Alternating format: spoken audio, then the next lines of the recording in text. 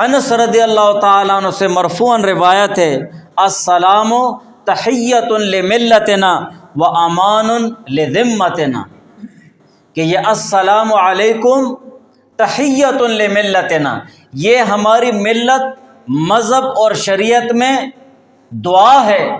السلام علیکم اس طرح الفاظ ادا کرنا یہ ہماری شریعت اور مذہب میں یہ دعا ہے اور سلام ہے۔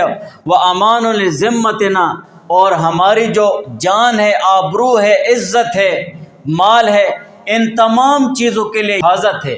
وہ امان حفاظت ہے لذمتنا، ہمارے ذمے کے لیے، یعنی ہماری جان آبرو کے لیے۔